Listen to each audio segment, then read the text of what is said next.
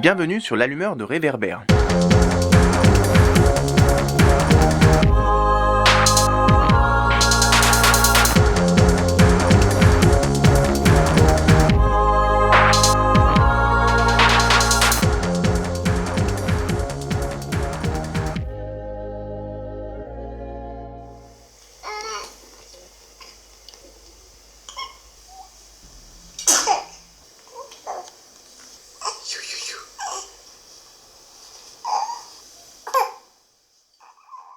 Donc nous sommes à la maternité des Lilas, qui se situe au Lilas, c'est la commune des Lilas qui est dans le département de Seine-Saint-Denis, dans le 93. La voix qu'on vient d'entendre est celle de Céline Lenégaret, sage-femme à la maternité des Lilas. Pour ce nouvel épisode du podcast de l'allumeur de réverbère, on a choisi de tourner notre lanterne vers ce lieu particulier qui, en Seine-Saint-Denis, à quelques minutes à pied de Paris, propose depuis plusieurs décennies une offre de soins et de services très grande à destination de sa patientèle. Le 19 juillet dernier, nous sommes allés à la rencontre de Céline donc et de Corinna Palais, psychologue à la maternité des Lilas. Ensemble, elles sont revenues sur la culture de travail de la maternité et de son centre d'orthogénie, sa philosophie de travail et la place détonnante qui est accordée aux sages-femmes dans l'accompagnement des patientes. Céline et Corinna ont aussi abordé avec nous l'actualité de la maternité, en particulier les menaces de fermeture qui viennent peser sur l'établissement depuis une dizaine d'années du fait de l'Agence régionale de santé, l'ARS. Sans plus tarder, je vous laisse avec Céline et Corinna qui ont ouvert l'épisode en présentant leur parcours dans la maternité avant de revenir brièvement sur l'histoire de l'établissement. Très bonne écoute!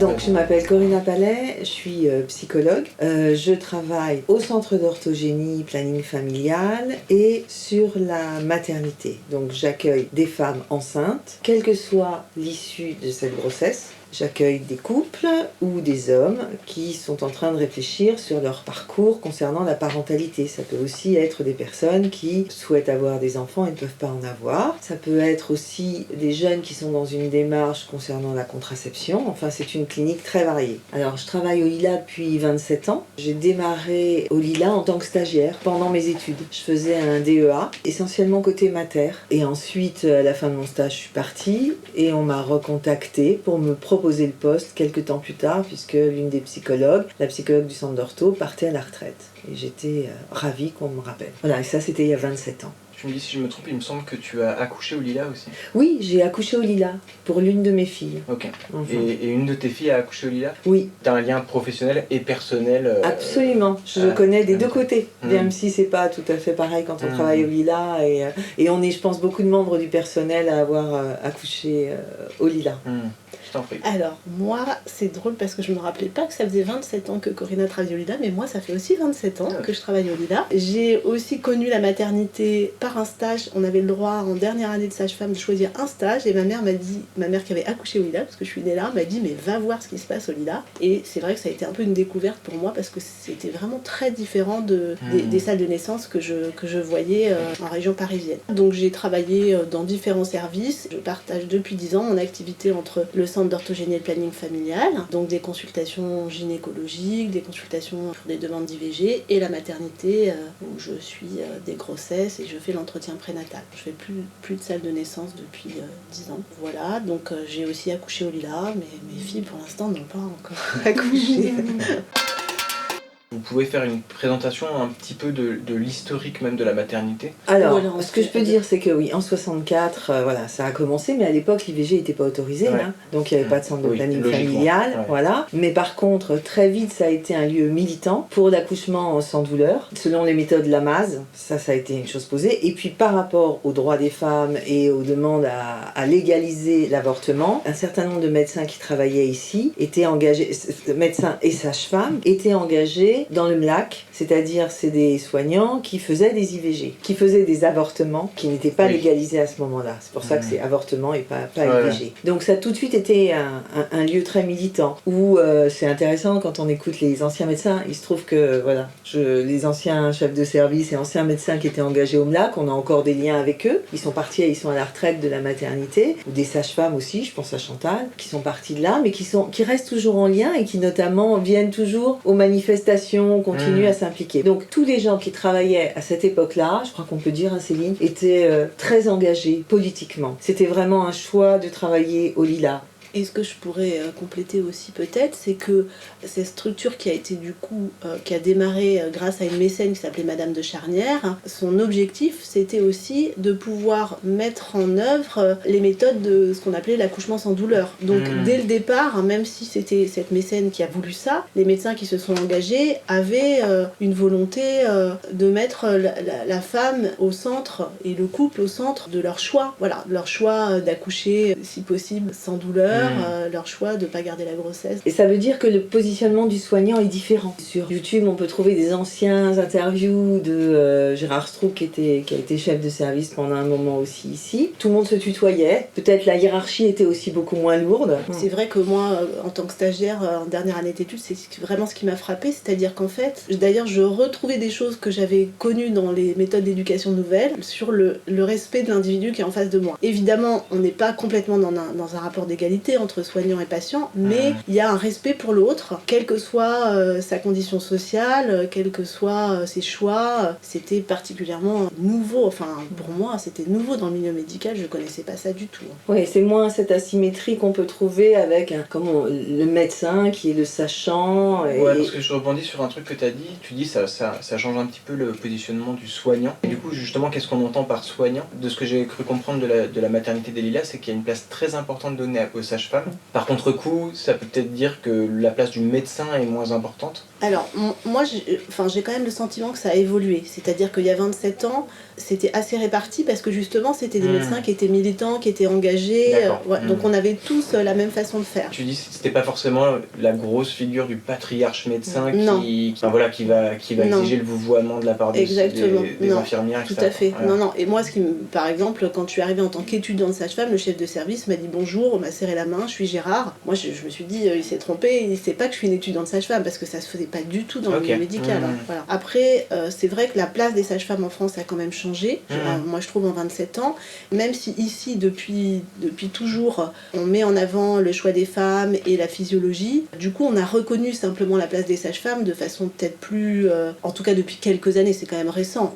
Voilà, c'est quand même tout récent. Tu situes ça sur 27 ans, mais est-ce que ça fait depuis 27 ans que tu vois ce changement ou ça fait depuis 10-20 ans? Non, alors, ça fait beaucoup moins. Disons que le départ des médecins engagés a fait que ceux qui sont venus ont dû s'adapter, et pour certains c'est facile, pour d'autres c'est pas facile, pour d'autres c'est pas possible en fait. C'est là que le rôle de la sage-femme a été plus visible en fait, et la place qu'elle a dans cette maternité, puisque 80% des naissances se passent de façon normale, quoi. Mais au niveau national, je dirais, le fonctionnement de la mater était vraiment très spécifique, et je crois que c'est pour ça qu'on était tant à faire des stages au Lilas et du coup à rester au Lilas ou à vouloir venir au Lilas, parce que c'était vraiment, justement, je crois que les médecins avaient un rapport très très différent, respectaient la parole des autres et ne se positionnaient pas dans un cadre hiérarchique. Donc ça, c'était important.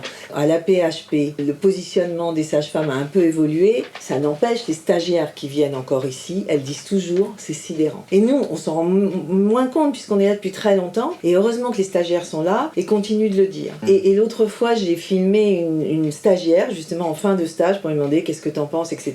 Et c'est une jeune femme qui venait de Montpellier pour faire un stage au Lilas, particulièrement au Lilas. Et elle disait, mais c'est incroyable ce que j'ai découvert ici. Encore aujourd'hui, ça reste. Même si à la PHP, il y a quand même une légère évolution, mais on est loin de la place, je dirais, que les sages-femmes ont au Lilas. Elles ont, mais attendez, c'est pas non plus une place qui est tout le temps acquise, hein. C'est-à-dire qu'elle est régulièrement mise en cause et qu'aujourd'hui, on n'a plus de médecins militants, où ils sont très minoritaires. enfin moi je pense qu'il y a un vrai problème de fond, c'est-à-dire que le militantisme, où les gens sont épuisés, où ils n'y croient plus, où ils sont découragés, où ils n'ont pas de culture politique, les médecins, à mon avis, ils sont pas politisés, connaissent pas forcément l'histoire des lilas, ils viennent pas aux lilas parce que c'est les lilas, je peux pas savoir pourquoi ils viennent, je sais pas bien, quand même, aux lilas aujourd'hui, il y a des médecins qui veulent pas faire d'IVG, chose mais impensable il y a 10 ans. Impensable. Même au tout début, si je veux être tout à fait honnête, au tout début, j'ai pensé que c'était les mouvements anti-IVG qui venaient pour squatter les lilas. Bon, je me rends bien compte, c'est pas le cas, c'est des gens individuellement pour des raisons perso.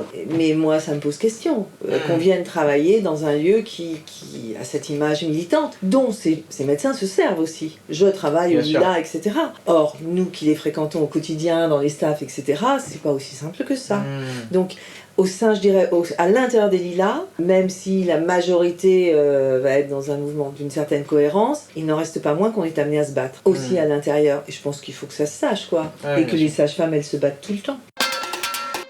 Les maternités ont été effectivement séparées en différents niveaux en fonction de ce qu'elles vont proposer comme prise en charge médicale. Effectivement, la maternité niveau 3, c'est une maternité où on peut accueillir des grossesses pathologiques, alors que la maternité niveau 1, c'est des grossesses qui sont sans problème. Alors, je précise parce que des fois, les femmes me disent « mais s'il y a une césarienne, c'est pas complètement normal, est-ce que vous la faites ?» Je dis « bien sûr, parce que les gestes d'urgence, on doit les faire dans toutes les maternités. » Bien sûr. Voilà. Mais par contre, quand la grossesse se complique et qu'on pense que c'est une perte de chance parce qu'on n'aura pas la structure ou le personnel spécialisé, on renvoie vers des structures adaptées. Par contre, ce que ne savent pas forcément les gens en France, c'est qu'il y a des études qui montrent que sur des grossesses physiologiques, si les femmes vont accoucher dans des structures de niveau 3, enfin en tout cas assez médicalisées, ou qu'elles accouchent dans des maisons de naissance, elles ont finalement plus de médicalisation et du coup finalement plus de pathologie dans des structures où on est habitué que de la pathologie. C'est pas forcément un gain d'aller dans les niveaux 3 quand tout est normal. C'est un gain quand il y a de la pathologie. Je vais rebondir sur cette notion de médicalisation justement, pour qu'on aborde un peu la question de la philosophie globale et des méthodes de travail. J'avais vu que la maternité actuellement, elle accompagne entre 1100 et 1200 accouchements par an et que le centre d'orthogénie pratique 900 IVG. Il y a une dizaine d'années, c'était plutôt 1700 naissances et 1300 IVG. On est même allé jusqu'à presque 1500 IVG. Tu situes ça à quelle période? Avant le RU. Je pense qu'avant la méthode médicamenteuse, des IVG médicamenteux. À partir du moment où l'IVG médicamenteux a été mis en place en ville, maintenant les généralistes, les médecins peuvent... et les sages-femmes. Et les sages-femmes, peuvent prescrire la méthode médicamenteuse pour faire une interruption volontaire de grossesse. Là, on a vu une légère diminution arriver dans les centres d'ortho. Mais en attendant, on est une des structures qui faisons, la structure privée qui fait on fait quoi, 10% plus de méthodes chirurgicales, on fait 50% du département de méthodes chirurgicales sous anesthésie générale. Comment est-ce que vous résumeriez la philosophie générale de la maternité des Lilas plus simplement? Moi, je dirais que ce qui me vient vraiment en premier, c'est le choix qui doit être au centre. Le choix de garder la grossesse, le choix de ne pas la garder. Si on la garde, cette grossesse, qu'on respecte aussi le choix de ce qu'on souhaite à l'accouchement. C'est-à-dire que pour moi, des maternités où il y a 99% de péridurale, c'est qu'il y a un problème de choix. Ce n'est pas possible que 99% des femmes souhaitent la péridurale. Ce qui se passe, c'est qu'on les met dans des conditions où elles n'ont pas tellement la possibilité de faire autrement. C'est-à-dire, par exemple, pour donner un exemple concret, si on allonge une femme sur le dos au moment des contractions, la contraction est beaucoup plus intense. Donc leur laisser la possibilité de marcher, d'être dans la position dans lesquelles elles sont mieux, ça leur permet de diminuer l'intensité et ça permet du coup parfois de ne pas avoir de péridurale. Enfin, c'est un exemple, mais ce qui est important, c'est que quand cette mécène, Madame de Charnière, a créé donc cette maternité, l'association, quelques années après, il y a une association qui s'appelle l'association Naissance, et dans les statuts, l'objectif, c'est vraiment la préparation à la naissance. Donc ça, c'est une part importante de la philosophie de cette maternité, c'est-à-dire que pour faire des choix, il faut connaître les différents choix qu'on a, quoi, et quelles sont nos différentes possibilités, quoi. Donc c'est donner aussi de l'information au couple. Et puis moi, ce que je rajouterais, c'est que je reprends des paroles que les patientes ont, c'est-à-dire elles se sentent écoutées. On estime que celle qui est le plus adéquate, le plus à même de nous parler de ce qu'elle vit, c'est elle. Et c'est pas nous. Ça, c'est vraiment essentiel. Parce que, par exemple, j'ai mal, on va pas leur dire, non, ça fait pas mal. Je pense qu'ici, on essaie, en tout cas, pour beaucoup d'entre nous, d'entendre ça. Pour résumer à gros traits, pour des gens qui écouteraient le podcast et qui seraient vraiment pas du tout sensibilisés sur ces questions-là, ce qu'on peut dire qu'en gros, depuis plusieurs décennies, voire même plus loin, on a mis la femme en position sur le dos pour qu'elle accouche parce que c'était la position qui convenait le mieux au médecin. C'est un peu ça que conteste la maternité. On peut accoucher comme ça, mais il y a d'autres formes d'accouchement et de position, et c'est principalement à la future maman de choisir. Ce qui fait que la posture que prenait l'accouchement avant donnait la part belle au médecin, justement à la figure du médecin, alors qu'aujourd'hui c'est vraiment à la patiente, c'est la patiente qui choisit, quoi. C'est ça. Nous on est là pour vérifier que tout se passe bien, et puis pour s'il y a justement quelque chose qui n'est pas normal, pour pouvoir dire là on doit prendre le relais au niveau médical. Il y a beaucoup de patients qui viennent ici pour des accouchements physiologiques. Je leur dis en fait ce qui est important c'est que vous puissiez choisir effectivement. Par exemple par rapport à la péridurale, certaines souhaitent ne pas avoir de péridurale, et ben peut-être qu'il n'y aura pas de péridurale, peut-être qu'il y en aura une, ce sera elles qui diront à quel moment. Parce que finalement les raisons médicales d'une péridurale elles sont peu fréquentes, mais pouvoir faire ce choix-là au moment où on pense que là c'est le bon moment pour nous, ça change vraiment beaucoup, quoi.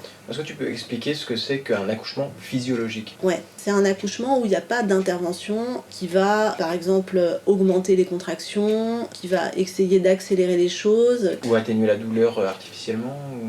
Est-ce que physiologique, ça veut dire sans péridurale, par exemple ? C'est vrai qu'il y a l'accouchement qu'on appelle l'accouchement normal, par voie naturelle, qui peut être avec ou sans péridurale. Il y a l'accouchement naturel, qui est complètement sans péridurale. Donc, voilà, physiologique, c'est plutôt, en général... Il y a des nuances. Physiologique, on part plutôt sur un accouchement naturel, c'est-à-dire... sans intervention. Sans intervention extérieure. Ouais. Voilà. C'est-à-dire qu'on surveille, on ne fait que surveiller, on écoute le bébé de temps en temps, et on vérifie que les contractions, elles sont là. Et voilà. Mais moi, je dirais qu'au-delà de juste surveiller, vous accompagner. Il y a aussi des explications. Et puis, bon, c'est aussi un accompagnement humain. C'est de femme à femme. Il se passe aussi quelque chose, même s'il y a des hommes qui sont sages-femmes, mais il y en a très très peu. Et en effet, c'est intéressant ce que tu rappelais historiquement. C'est-à-dire, avant, il y avait des femmes qui aidaient les autres femmes à accoucher. Et à ce moment-là, elles n'étaient pas allongées. À partir du moment où les hommes sont arrivés en tant que médecins, ils ont allongé les femmes. Je pense que ce qui se passe là, au Lila, dans le contexte d'un accouchement physiologique, il est clair que c'est aussi une parole qui est porteuse d'énergie, porteuse d'accompagnement. Oui, on va y arriver, oui, on est ensemble, oui, voilà. Et donc, il y a beaucoup de solidarité. Voilà, et certains diront de la sororité. Voilà. Cette parole-là, elle est très très étayante pour les femmes. Y compris, on voit les accouchements à domicile augmentent beaucoup en ce moment. Depuis le Covid, ça augmente énormément. Hein. Parenthèse, juridiquement, j'ai l'impression que ça pose des problèmes. Des fois. Absolument. D'ailleurs, il y a des parents qui se sont fait retirer leurs deux enfants. Exactement, c'est à ça que je faisais avant. Voilà. Ça se voit qu'on n'a pas de culture là-dessus, l'habitude de... Alors qu'il y a plein de mouvements, que les femmes sont de plus en plus demandeuses. Pourquoi aussi ? Parce que le Covid a relancé énormément de trucs, parce qu'au moment du Covid, les hommes n'étaient pas acceptés en salle de naissance dans beaucoup d'endroits. Nous, on a des histoires qui ont été terribles, parce que les hommes n'ont pas pu assister aux échographies, ou les compagnons ou les compagnes n'ont pas pu assister aux échographies. Moi, j'ai une histoire terrible là-dessus. C'était un compagnon, il n'a pas pu assister aux échographies, il se trouve que le bébé est décédé au moment de la naissance. Ce qui a fait que lui n'a jamais été... Voilà. Ouais. Et puisqu'il n'était pas là non plus au moment de la naissance. Donc il a complètement été de côté sur cette histoire, qu'il y a plein de choses qu'il ne partage pas avec sa femme, et c'est terrifiant pour lui. Donc il y a beaucoup de gens qui, à partir de ce moment-là, se sont dit, accouchement à domicile, moi je ne veux pas prendre le risque d'être séparée à l'hosto. Pour autant, il y en a beaucoup qui demandent aux sages-femmes de les accompagner à domicile. Elles veulent être à domicile, mais avec quelqu'un à côté qui va les éclairer. Et elles sont surchargées. Il y a beaucoup de femmes qui accouchent seules parce qu'elles ne trouvent pas de sage-femme pour pouvoir les accompagner à domicile. Et c'est pas vraiment un choix, c'est parce qu'il n'y a pas assez de sages-femmes qui accompagnent à domicile, et je pense qu'il y a de plus en plus de femmes qui veulent plus accoucher à l'hôpital. Juste pour rebondir sur tout ce qu'on vient de dire, selon la cartographie de l'ARS, à l'Agence régionale de santé dédiée aux maternités, 2/3 des femmes accouchant au Lila ont recours à une péridurale, contre 90% à la clinique Vauban. Donc on reviendra après sur la clinique Vauban, mais du coup c'est une clinique privée, donc je pense qu'elle est assez représentative des cliniques qui sont du même style. Donc on a 2/3 des accouchements en péridurale au Lila, 90% à la clinique Vauban. On a 70 à peu près. Parce que ce qui fait la différence, c'est qu'en fait elles n'ont pas forcément des péris dès le début. Oui, c'est ça. Elles peuvent avoir une péridurale à 5, 6, 7 cm. Ça fait une différence, mais n'empêche qu'à la fin, il y a quand même 70% c'est vrai. naturel. C'est vrai que ça veut pas dire grand-chose finalement de dire juste la péri. Il faut savoir à quel moment on l'a. Parce qu'il y a des femmes qui veulent éprouver les sensations physiques, qui veulent sentir et qui vont faire la péri à la fin. Alors que si on a une péri dès le départ, ça peut être déjà une nuance qui n'apparaîtra pas dans les chiffres. J'avais vu d'autres chiffres. À Livry-Gargan, 20% de césariennes lors des accouchements de 2020 au Lila sur la même période, 13%. Et 11,6% d'épisiotomies à Livry-Gargan, 0,5% au Lila. Et j'avais vu qu'il y avait une seule maternité qui avait des chiffres un peu comparables, c'est celle des Bluets. Parce qu'il y a des gens qui vont écouter le podcast et qui maîtrisent pas les termes. Je pense que césarienne, les gens maîtrisent ce que c'est, mais est-ce que épisiotomie, par exemple, vous pouvez juste décrire ce que c'est? Oui, alors c'est une incision qui se fait au moment où la tête du bébé est en train de sortir, en fait, quasiment juste avant, qui va être au niveau de la vulve, en fait, en bas de ce qu'on appelle la fourchette, le bas des petites lèvres, sur le côté, qui va permettre du coup que ça aille plus vite, ou voilà, si un bébé ne supporte pas, ou un périnée est très tonique. Mais les recommandations, c'est de ne pas en faire en systématique. Voilà. Ça a quand même beaucoup changé les pratiques. Parce que tu dirais qu'il y a des structures qui le faisaient en systématique. Moi, quand j'ai appris il y a 27 ans, si on le faisait pas, il fallait justifier et on passait un mauvais quart d'heure à la maternité. Est-ce que tu peux citer d'autres exemples de ce qui participe à la surmédicalisation? J'avais entendu parler par exemple d'injection d'ocytocine pour accélérer l'accouchement. Est-ce que tu peux mentionner d'autres trucs qui peuvent accompagner ce qu'on appelle la surmédicalisation? Par exemple, il y a eu une période où le déclenchement se faisait beaucoup, notamment dans certaines maternités privées à but lucratif, puisque le médecin venait pour l'accouchement, qu'il fallait donc qu'il parte de chez lui pour se rendre au moment de l'accouchement, et que du coup, pour avoir la possibilité d'avoir des week-ends un peu tranquilles, on proposait à une majorité de femmes de déclencher, c'est-à-dire de provoquer avec des hormones un accouchement. Ce qui fait que de temps en temps, ça ne fonctionnait pas et ça se terminait par des césariennes. Ça a quand même augmenté le taux de césariennes à cette époque. Ça veut pas dire qu'au Lila, il n'y a jamais de déclenchement, mais on le fait que si c'est nécessaire pour le bébé. Effectivement, il y a des raisons médicales de déclencher, donc là, ça se justifie complètement. Ou psychologique. Tout à fait. C'est-à-dire qu'on n'a pas de position de principe. C'est-à-dire qu'il y a des femmes qui peuvent être en difficulté sur une fin de grossesse, et donc psychologiquement, elles demandent un déclenchement. Et donc c'est discuté en staff, mais on tient bien sûr énormément compte du souhait de la patiente. Je pense qu'il y a beaucoup de gens qui savent pas trop ce que c'est qu'un centre d'ortho. Oui, c'est tout ce qui va concerner la régulation des naissances. Donc dedans, principalement, les gens connaissent ça par rapport aux IVG. Donc ce qui est important dans cette maternité, c'est que vous avez sur le même niveau des femmes qui viennent avorter, des femmes qui viennent accoucher. Et nous, on considère, en effet, voilà, c'est tout ce qui peut se passer pendant la période de fertilité des femmes. Ça va durer 30 ans, cette histoire-là. Il va falloir la gérer comme on peut, tant qu'on peut, etc. Et de mille et une manières. C'est ce que disait Céline tout à l'heure, c'est le choix d'accoucher ou de ne pas accoucher. C'est ça. Ce qui est intéressant, c'est de voir que les sages-femmes qui travaillent en salle de naissance sont aussi celles qui ont envie de s'occuper des femmes qui font des interruptions volontaires de grossesse, et que pour nous, il y a vraiment une continuité. Ce qui fait que dans la population qu'on reçoit, il y a des femmes qui ont fait des IVG et qui viennent accoucher, des femmes qui ont accouché et qui vont venir ensuite faire des IVG. Et je pense qu'elles savent qu'il y aura la même écoute, le même respect, quelle que soit la posture. Est-ce que vous pourriez mentionner un moment fort de votre carrière qui, pour vous, dit quelque chose de la philosophie de la maternité, justement?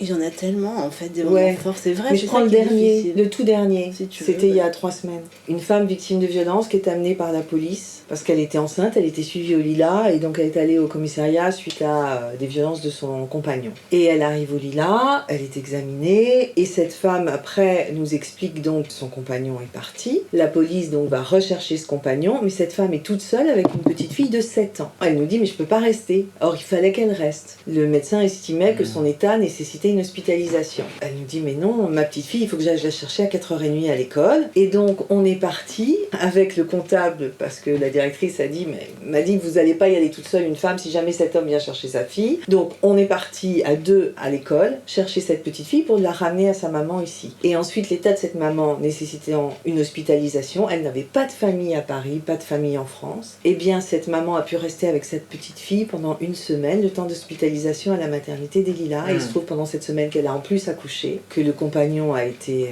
arrêté d'ailleurs. Et voilà, et je pense que ça n'existe nulle part ailleurs.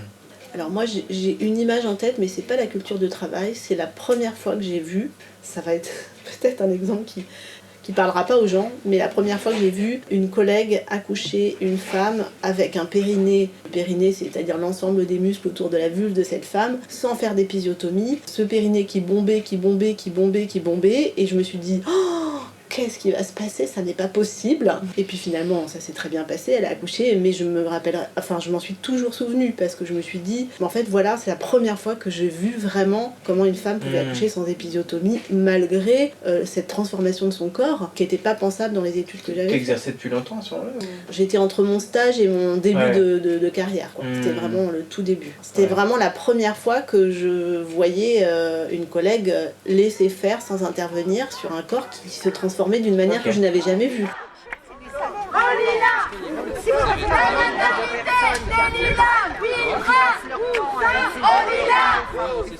Petite pause, je vous laisse avec quelques sons de la manifestation organisée le 29 avril dernier devant le ministère de la Santé à Paris, avec des salariés de la maternité, des usagères, des usagers. Et on en profite pour saluer la mobilisation actuelle qui a été initiée par une citoyenne engagée, Jeanne Barral, qui a elle-même accouché au Lilas et est particulièrement attachée à la sauvegarde de l'établissement. On remettra en fin d'épisode des sons du rassemblement.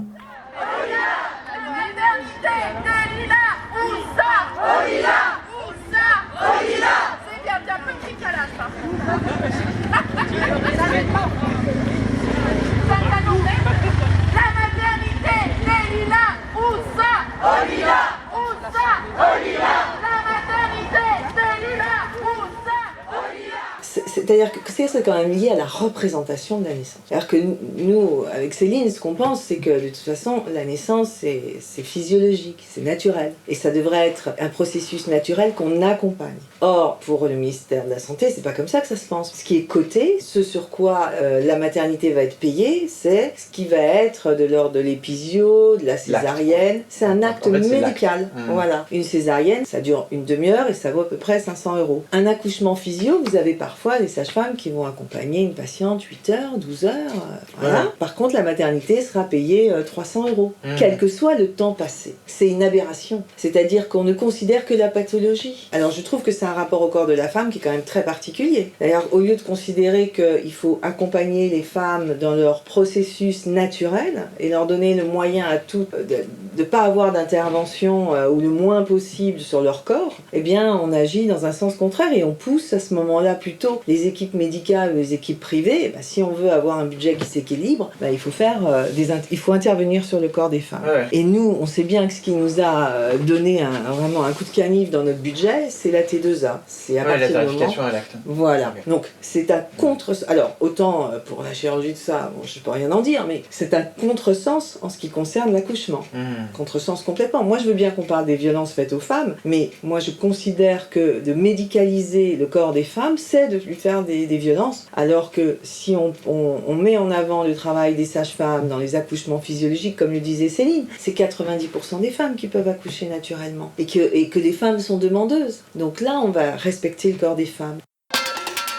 L'association Naissance, c'est donc une association avec un conseil d'administration qui va influer quand même sur la direction, les recrutements et notamment un rachat ou pas et l'avenir de la maternité. Il y a des salariés qui en sont membres ou il y a des... On peut pas être au conseil d'administration, mais on peut être membre de l'association.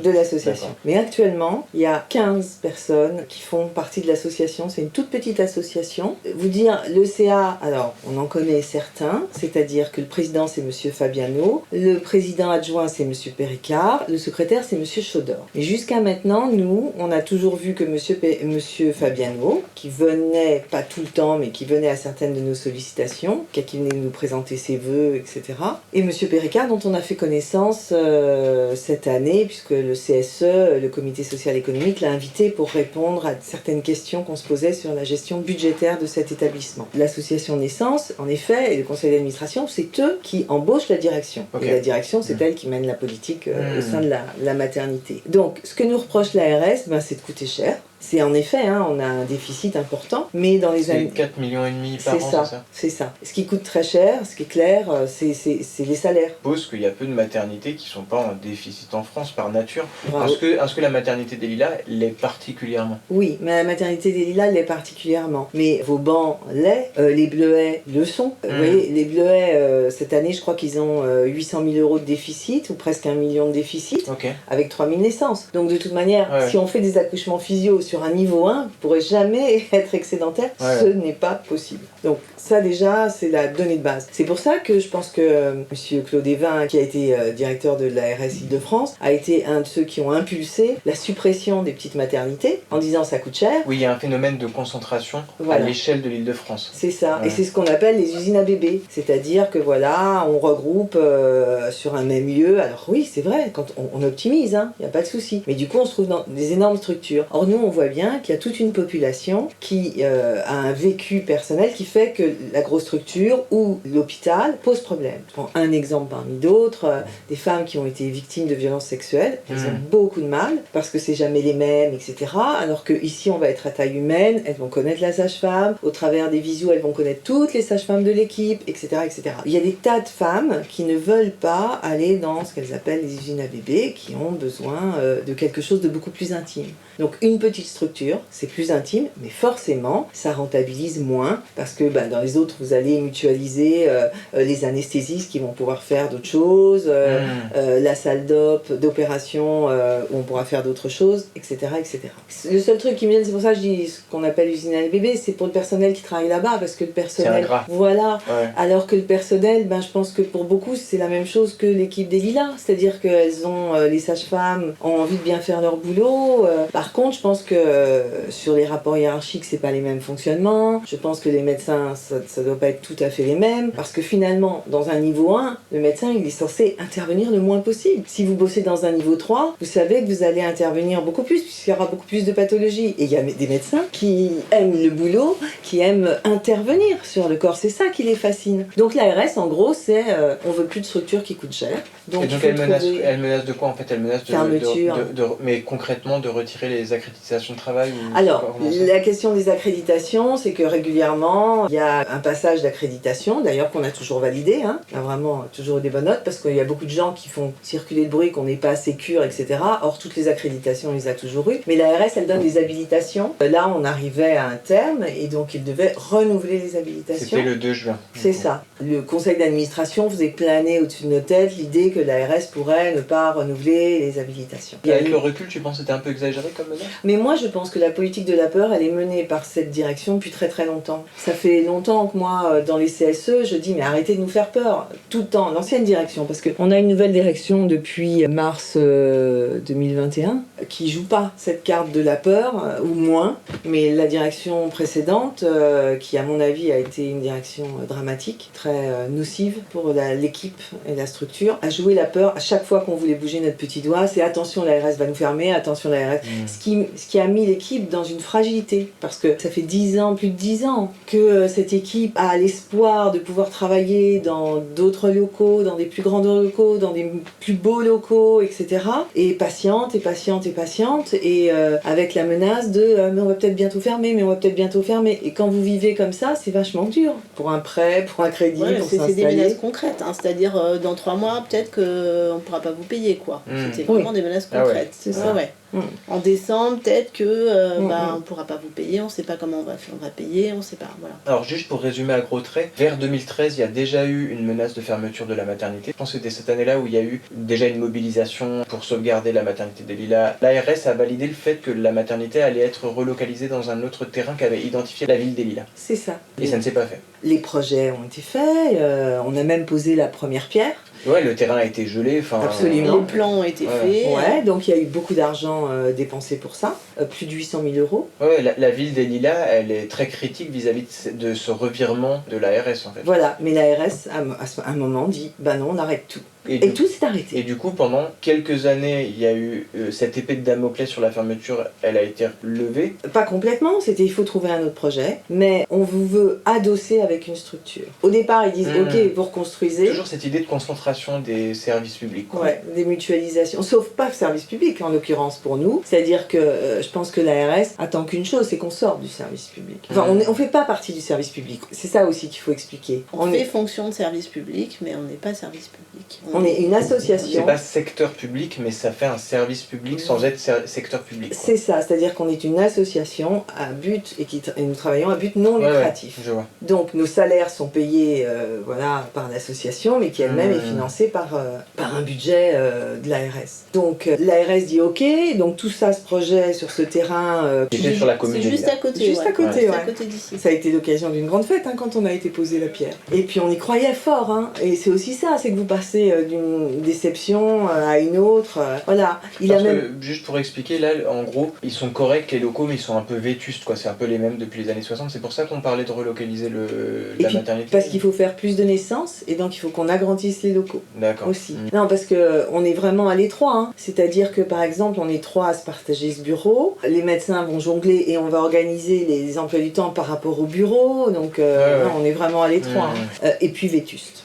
Et donc l'ARS a coupé court à ce projet et a dit adossement. Et là, on a entendu parler à ce moment-là d'un adossement avec la clinique Floréal à Bagnolet, qui est au bout de la rue, enfin qui est à 5 minutes d'ici. Mais on devait garder une autonomie de travail, on ne se mélangeait pas, il n'y avait pas de maternité dans cette équipe, donc on continuait à être une maternité autonome. D'accord. Voilà. Alors d'abord, juste à côté, ensuite à l'étage supérieur, on devait avoir 2 étages, après on nous a dit un seul étage, donc en gros, etc. Et puis, on multiplie les incertitudes comme ça tout le temps. Voilà.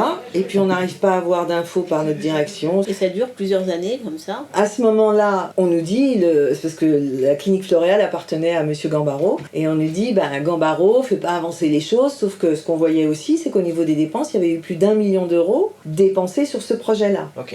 Des études, des trucs et des machins, 1 million d'euros. Et après, on va reprocher le déficit de 4 millions. C'est ça. C'est bon. C'est ce qu'on, nous les syndicats, on renvoyait à la direction. Enfin, c'est une vraie gabegie financière. Ça fait plein d'argent qu'on met sur des projets qui n'aboutissent pas. Et donc, nous, on disait, mais ne courez pas après un seul lièvre, on s'est déjà fait avoir, cherchons aussi d'autres partenariats, etc.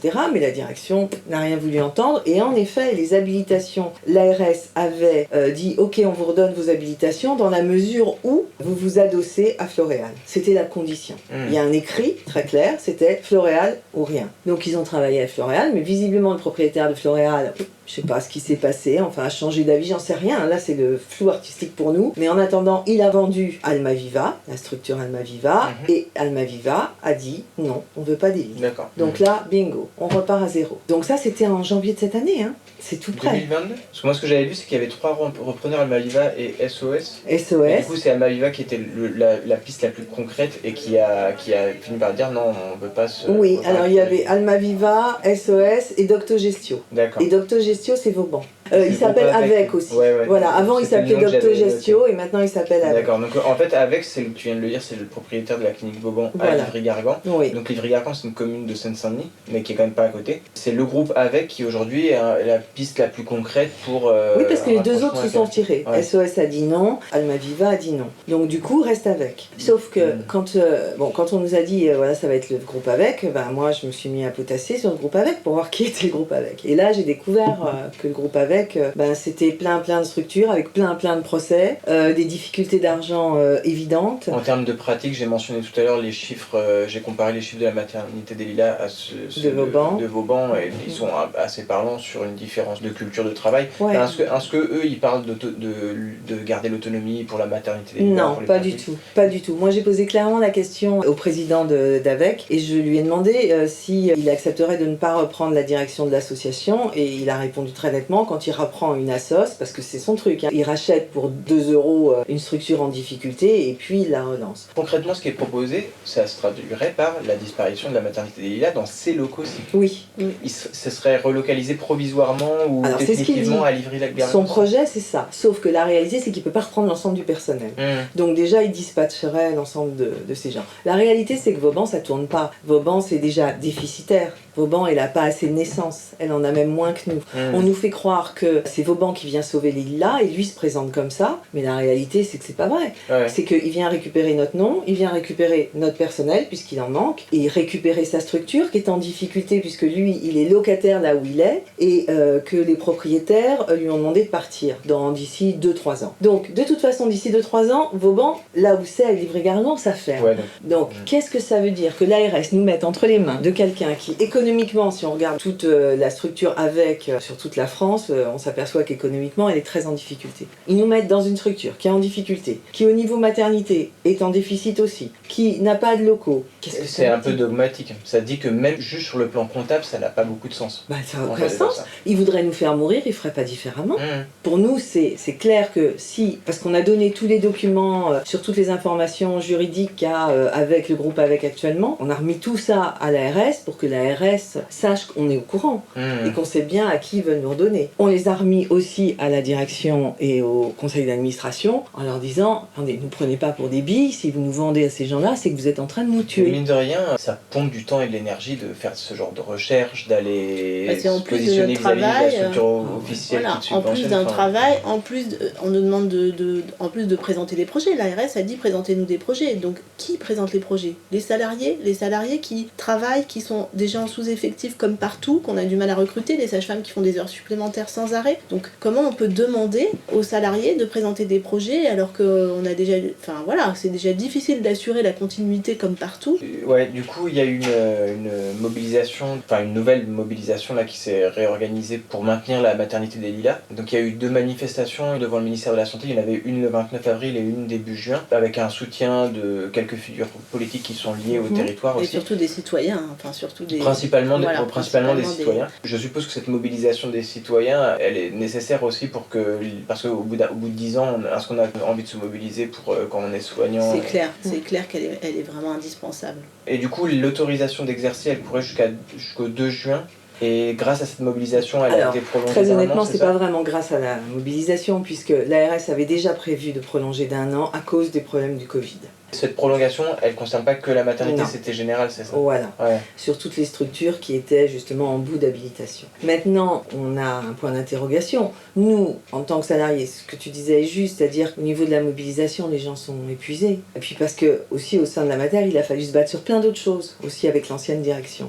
L'épuisement, il est là depuis un moment. Ceci étant, la participation des patients et des utilisateurs et tout nous a fait un bien fou, ça nous a boosté. Mais comme le soulignait Céline, ce qui est incroyable, c'est qu'à la fois le conseil d'administration ou à la fois l'ARS se tourne vers les salariés pour leur dire mais quel projet vous avez? Quand ça a été prolongé d'1 an, ils ont dit jusqu'à juin 2023, proposez-nous un autre projet, c'était ce que tu disais. Voilà. C'est-à-dire si vous voulez pas de Vauban, puisqu'on a dit clairement les sages-femmes n'iront pas à Vauban, la majorité des personnels médicaux n'iront pas à Vauban, ils ont dit proposez-nous un autre projet. Mais le conseil d'administration, moi, que je sache, il ne travaille pas sur le moindre projet. Nous, on a fait des propositions, on a dit qu'on pensait à un centre de formation, parce que bien sûr, on n'est pas abrutis, on sait bien qu'économiquement, ça peut être difficile et qu'il faut trouver des ressorts économiques. Donc on a un vrai savoir-faire. On s'est dit, voilà, on pourrait faire un centre de formation, on pourrait faire un peu plus de chirurgie, ce qui ramène de l'argent. Voilà, donc on essaye de trouver des idées. Maintenant, on n'en a fait pas au conseil d'administration, à la direction, à eux de s'en saisir. En Seine-Saint-Denis, j'avais vu que là, dès le mois de mai, il y a plusieurs hôpitaux qui ont tiré la sonnette d'alarme pour alerter sur la pénurie de personnel et en particulier de sages-femmes. Dans les hôpitaux du département, 1 sur 3 manquerait à l'appel. Et certains hôpitaux, c'est notamment le cas du groupement hospitalier de territoire Grand Paris Nord-Est. C'est Aulnay, Montreuil et Montfermeil. Mais il y a d'autres établissements du département dans la même situation, ont même fermé des inscriptions ce printemps en délestant les patientes vers d'autres établissements. Ce que je viens de dire là, est-ce que ça fait écho à la situation de la maternité des Lilas? Plus globalement, comment est-ce qu'on explique qu'il manque autant de sages-femmes sur le territoire de la Seine-Saint-Denis? Alors, moi je dirais que déjà il manque des sages-femmes en France, plus particulièrement peut-être en Seine-Saint-Denis, mais il en manque en France partout, parce qu'il y a des maternités qui ont dû fermer temporairement dans certains endroits en France. Ça s'explique assez facilement, c'est-à-dire qu'il y a un numerus clausus pour les sages-femmes. Pour les sages-femmes aussi? Oui, enfin, c'est-à-dire qu'il y a un concours, elles passent par la première année de médecine, et puis voilà. Et surtout, les conditions de travail aujourd'hui pour les sages-femmes font que quand elles commencent à faire des stages et qu'elles elles voient comment ça se passe dans les hôpitaux, elles n'ont pas du tout envie de travailler dans les hôpitaux. Et que même si elles commencent un peu à travailler dans les hôpitaux, assez rapidement, elles arrêtent parce qu'elles n'ont pas de vie, elles ont très peu de week-ends, elles font des nuits pour un salaire, quand on commence, un salaire qui ne correspond pas au diplôme et aux responsabilités qu'elles ont, parce qu'elles peuvent aller devant les tribunaux, c'est une profession médicale. Donc, et puis elles se sentent maltraitantes dans ces hôpitaux, parce qu'elles ne peuvent pas accompagner les femmes. Quand on doit surveiller 4 femmes qui accouchent en même temps... C'est pas pour ça qu'on s'est engagé dans ce métier, quoi. C'est ça. Il y a quand même une part majeure d'accompagnement dans ce métier, donc c'est pas possible. Je pense que ce que tu soulevais là, c'est-à-dire que dès avril, les structures et les matères disent on va devoir délester, c'est gravissime, parce que ça veut dire aussi, les consultations, on demande aux femmes de les faire à l'extérieur, les préparations à la naissance, parce qu'on va retirer toutes les sages-femmes de tous ces postes-là pour les mettre principalement en salle de naissance. C'est comme si on considérait que finalement la mise au monde, c'est juste le moment où cet enfant va sortir de ton corps. Sauf que c'est complètement aberrant quand on sait que quand même la première cause de décès dans le cadre de la grossesse, c'est des raisons d'ordre psychique. La parentalité, c'est un processus et ça commence bien avant de la sortie au monde, de la sortie de ce bébé, et que là, en gros, on dit aux femmes, débrouillez-vous cet été, sauf qu'à Paris, les sages-femmes en libéral, l'été, elles seront pas plus là, elles partent en vacances comme les autres, les médecins, c'est pareil, les gynécos, c'est pareil, donc ces femmes, elles vont être démunies. Donc pour moi, ça, c'est encore de la violence faite aux femmes. Hein. C'est pas pour rien, la présidente là, de l'ARS, c'est quelqu'un qui vient du ministère de l'économie. Ça dit quelque chose. Oui, ça dit quelque chose. Est-ce que vous avez un support que vous pouvez suggérer aux gens qui écoutent sur toutes ces questions qui sont liées à l'accouchement physiologique, au rapport au corps des femmes en général? Il y a des influenceuses, il y a des livres, mais il y a des influenceuses aussi qui parlent de l'accouchement physiologique. Des sages-femmes influenceuses. Des sages-femmes influenceuses. Ça, c'est vraiment intéressant. Moi, des fois, je donne aux femmes, parce que c'est très bien fait, c'est très court, c'est très accessible. Tu peux en citer une ou deux? Oui, par exemple, Charline, la sage-femme. Je trouve que c'est très bien ce qu'elle fait. Anna Roy, qui est sur France Inter aussi, qui fait des podcasts aussi. Il y a aussi je crois que c'est le premier podcast sur la parentalité qui s'appelle Bliss Story aussi, où il y a plein de choses sur ce qui se passe dans le monde autour de la parentalité, et qui fait d'ailleurs des spectacles maintenant. Je trouve que c'est bien que les femmes et que les couples s'emparent de ça, en fait. C'est ça qui va permettre de faire changer les choses.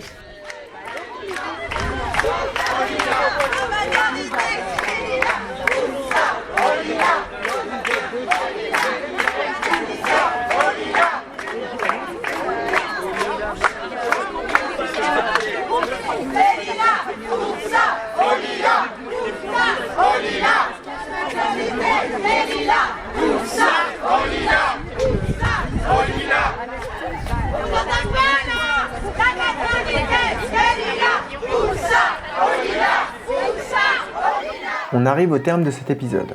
On remercie sincèrement Céline et Corinna pour le temps qu'elles nous ont consacré, et on souhaite au personnel de la maternité et aux citoyennes et citoyens engagés pour sa préservation bien du courage pour la suite. Vous trouverez dans l'article du blog l'ensemble des liens qui vous permettront d'abord de signer la pétition pour soutenir la maternité, et ensuite de suivre l'actualité de la mobilisation en faveur de sa sauvegarde. L'épisode ne pouvait pas être exhaustif, mais on espère avoir fait un bon tour d'horizon des enjeux entourant la maternité, sa philosophie de travail et les défis posés depuis des années par l'ARS.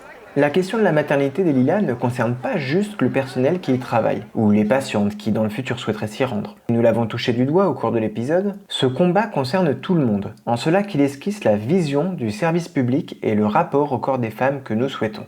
En quelque sorte, tout comme en 2016 les manifestants de Nuit debout à Paris disaient lutter contre la loi travail et son monde, les citoyennes et les citoyens, les soignantes et soignants mobilisés luttent pour la maternité des Lilas et son monde. Son monde, c'est-à-dire une certaine vision du service public, le respect des patientes, de leur corps et de leur choix, le respect du travail des soignantes, de ce pourquoi elles se sont engagées dans leur métier, et une certaine vision du temps. Le temps qui doit être consacré à l'humain, et non l'humain qui doit maximiser le temps qui passe et manipuler les corps pour atteindre cet objectif. En ce qui concerne la maternité, s'ajoute une dimension émotionnelle très forte chez les salariés de la maternité qui aiment leur travail bien sûr, mais aussi chez les usagères, les usagers, les citoyennes, les citoyens mobilisés qui considèrent la maternité comme faisant partie du patrimoine de la commune des Lilas et plus généralement de la Seine-Saint-Denis. Voilà, je m'arrête là, n'hésitez pas à suivre la mobilisation, à la soutenir et à la relayer. A bientôt et gardons nos lanternes allumées.